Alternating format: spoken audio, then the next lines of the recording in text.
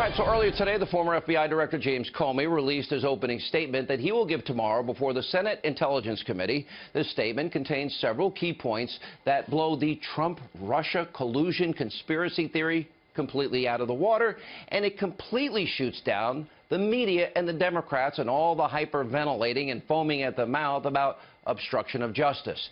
And now we've discovered, by the way, that they have been lying to you for months. Now we're going to cover everything in terms of this self-serving document released by Comey. It almost reads like a novel in great detail tonight. But here are some very key points that I want to tell you about. Number one, the president did not obstruct justice. Comey never says his interactions with the president were inappropriate or illegal. And by the way, that this is key, that they constituted in any way an obstruction of justice or violation of the law. Number two, Comey told President Trump that he was not personally under investigation. The president wasn't. Number three, Comey admits that there was confusion between him and the president over a so-called loyalty pledge. Number four, if Comey thought it was obstruction of justice and he didn't come forward, did Comey commit a felony and violate the law? Number five, unlike his conversations with President Trump, Comey writes that he never created memos about interactions with President Obama.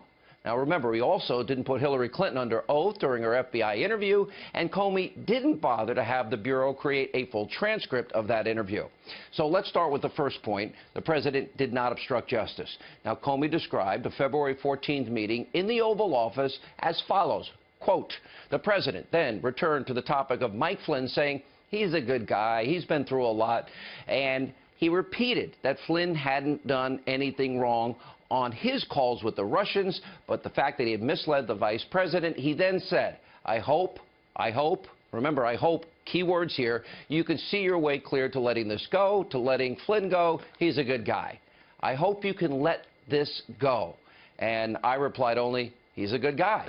Now, first of all, any lawyer, legal expert will tell you that this alleged conversation doesn't come anywhere close to obstruction of justice like the media is claiming tonight. And then there's this from Comey. I had understood the president to be requesting that we drop any investigation of Flynn in connection with false statements about his conversations with the Russian ambassador in December. I did not understand the president to be talking about the broader investigation into Russia or possible links to his campaign. I could be wrong, but I took him to be focusing on what had just happened with Flynn's departure and the controversy around his account of his phone calls.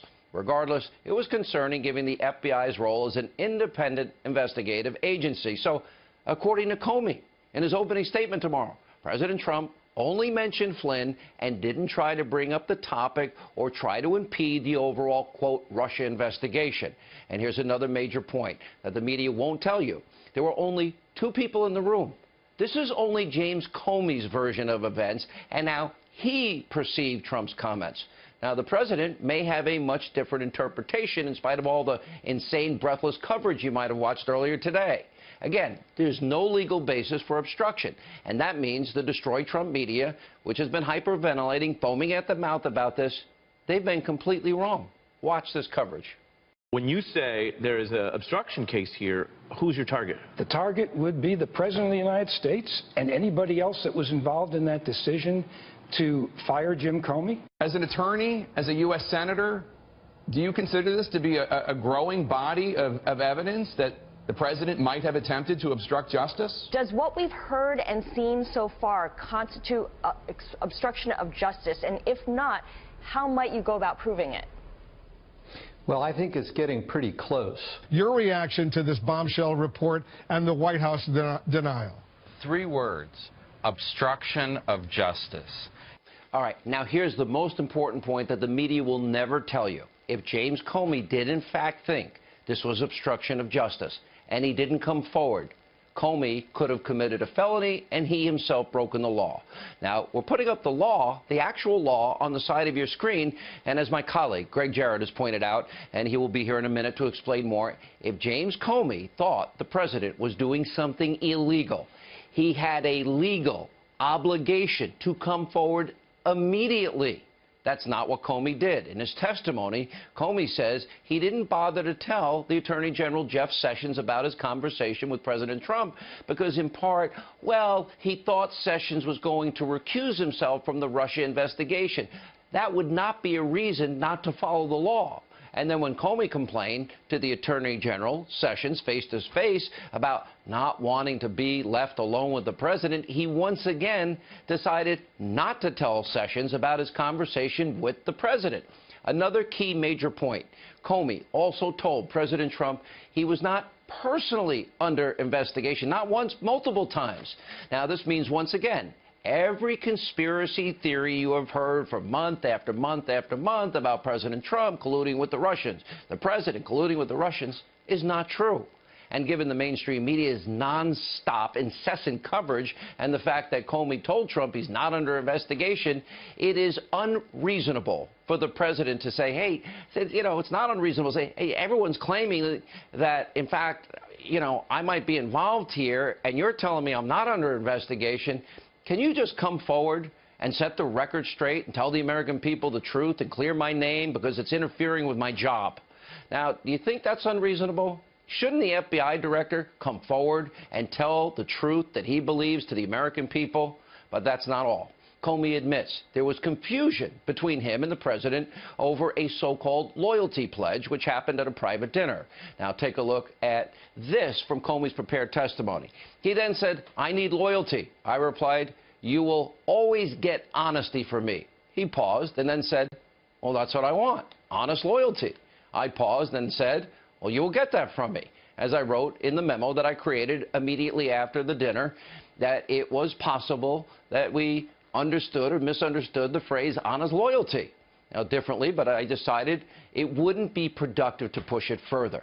So, was it loyalty? Was it honest loyalty? And by the way, what does this mean anyway? It could have been a ton of different things. Is it loyalty to the Constitution and the rule of law, not loyalty to the deep state?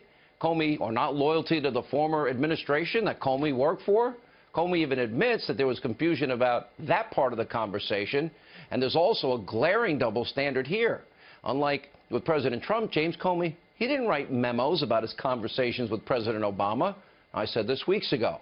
I think that's because Comey is planning on writing a novel or a tell-all book and probably be working for MSNBC and probably following Rachel Maddow every night. And he's a perfect black helicopter conspiracy theorist, it seems himself. And there's also the fact that James Comey did not require, think of this, Hillary Clinton was not put under oath when she was interviewed about her server, or that a complete transcript of that interview was said to be created. Why not? Why wasn't that done? For example, look at what happened to Michael Flynn. Now, the guy was tarred and feathered by the press when Trump allegedly said, well, I can hope you can see your way clear to letting this go, to letting Flynn go. You know, he's a good guy. I hope you can do this. I hope you can let this go. Was it similar to what the president said on 60 Minutes about the Clintons, that he, quote, didn't want to hurt them? That, you know, he was basically saying he wanted to let them go. Now, Comey apparently didn't want to hurt the Clintons either, because remember back during the campaign, he felt it was necessary to come out and announce the FBI's findings about Hillary Clinton. And Comey laid out that Clinton had secret, top secret, special access program, classified information on her unsecure server that we believe, 99% certainty, was hacked by 5 foreign intelligence agencies. But then after all that, well, he treated Clinton with kid gloves. You may remember this in July of last year. In looking back at our investigations into the mishandling or removal of classified information, we cannot find a case that would support bringing criminal charges on these facts. We are expressing to justice our view that no charges are appropriate in this case. Nah, that's not mishandling of classified material by putting it on a mom-and-pop bathroom closet, the server, with the top-secret information on it. No, that's not. Or getting rid of emails, some 30-plus thousand, even top-secret emails. By the way, Clinton broke several laws, committed several felonies, but she gets the courtesy of the public announcement. But the president, who the FBI director told a number of times did nothing wrong, wasn't under investigation, did not get the same treatment. That's ridiculous, and Comey, by the way, should be ashamed of himself. This reads like a political document in every way, shape, matter, or form.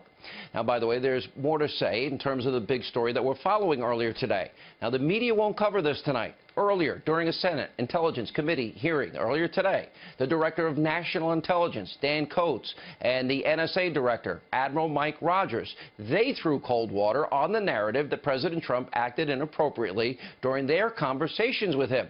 Oh, they're saying something different. Let's start with Rogers. While he would not comment on his private conversations with the president, he made his point crystal clear. Take a look. In the 3+ years that I have been the director of the National Security Agency, to the best of my recollection, I have never been directed to do anything I believe to be illegal, immoral, unethical, or inappropriate. And to the best of my recollection, during that same period of service, I do not recall ever feeling pressured to do so. Why would CNN or NBC ever pay attention to that? And that's not all. Listen to the Director of National Intelligence, Director Coats, and what he said. When I was asked yesterday to respond to a piece that I was told was going to be written and printed in the Washington Post this morning, my response to that was, in my time of service, which is in interacting with the President of the United States or anybody in his administration, I have never been pressured.